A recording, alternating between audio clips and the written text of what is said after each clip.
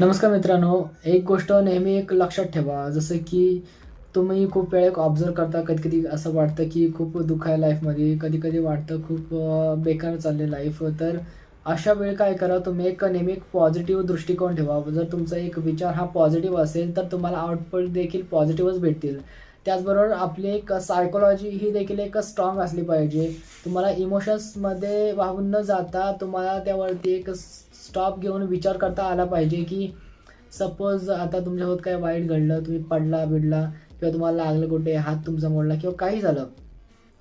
तर त्या गोष्टीवर असा एक सिरियसली विचार न करता यातून आपण पुढे कसं जाऊ शकतो, प्लस त्याबरोबर आपल्याला पाहिजे ते आपण कशा पद्धतीने मिळवू शकतो.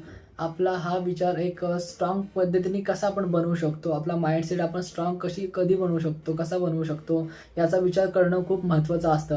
त्याचबरोबर आपण एक विचार केला, की माणसाने नेहमी एक 2-3 गोष्टीवरती काम नेहमीच केलं पाहिजे. फर्स्ट थिंग म्हणजे एक बॉडीवरती काम केलं पाहिजे. चांगली बॉडी बनवली पाहिजे, हेल्थी बॉडी बनवली पाहिजे. म्हणजे असं नाही की तुम्ही खूप मसल्सच बनवा, खूप डोले-शोले बनवा. जरी तुम्ही एक स्वतःसाठी एक इनफ एक आरोग्यदायी एक शरीर बनवलं तरी खूप महत्त्वाचं आहे. आणि दुसरी गोष्ट म्हणजे तुमच्या एक ब्रेनसाठी पण तुम्ही काम करणं खूप महत्त्वाचं आहे. जर तुम्ही तुमचा ब्रेन हा एक चांगल्या पद्धतीने तुम्ही क्रिएट करत असाल, स्ट्राँग करत असाल, जर मेडिटेशन रोज तुम्ही करत असाल, तर तुम्हाला स्ट्रेस वगैरे काही असं होणार नाही. तुम्ही स्वतःला स्वतःच्या सिच्युएशन ऑटोमॅटिकली हँडल करायला शिकाल. त्याचबरोबर काही जणांना खूप राग येतो, तर अशा वेळेस देखील आपण राग न ठेवता काही पेशन्स ठेवले पाहिजे, जेणेकरून आपण ती सिच्युएशन ऑटोमॅटिकली समजू शकतो. ज्या गोष्टी रागाने साध्य होत नाहीत, त्या गोष्टी शांततेत राहून साध्य होतात. तशाच पद्धतीने तुम्हाला कितीही मोठं संकट असू द्या, जर तुम्ही एक शांत माइंडसेट तुमचा असेल, तर तुम्ही त्या सिच्युएशनमधून ऑटोमॅटिक बाहेर पडू शकता. यासाठी तुम्हाला स्वतःवरती काम करावं लागेल. असं म्हणतात ना, की ज्यावेळेस सिकंदर पूर्ण जगाला जिंकण्यासाठी निघालेला, त्यावेळेस त्याला सांगितलेलं, "तू भलेही जगाला जिंकण्याचा प्रयत्न केलास, तरी तू शेवटला रिकामाच राहशील." आणि त्यामुळे त्याचे हात शेवटला दोन्ही वरतीच होते. जसे की त्यांनी जगात काहीच मिळवलं नव्हतं.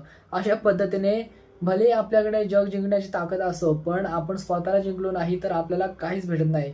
याचा अर्थ आहे, की आपण नेहमी स्वतःवरती काम केलं पाहिजे. आपण स्वतःशी कॉम्पिटिशन केलं पाहिजे. आपले स्वतःचे रेकॉर्ड आपण स्वतः कसे मोडू, त्याचबरोबर आजपेक्षा उद्या आपण अजून चांगलं कसं करू याचा विचार केला पाहिजे. नेहमी माणसाने 1% बेटर याचा विचार केला पाहिजे आणि आयुष्यात पुढे चालत राहिलं पाहिजे. स्वतःची स्वप्न, ध्येय जे काही असेल ते मिळवण्यासाठी पूर्ण प्रयत्न केले पाहिजेत. जेणेकरून काही वेळ असा येतो, की तुमची स्वप्न ही लगेच पूर्ण देखील होतात आणि तुम्हाला त्या पलीकडे देखील खूप काही मिळतं.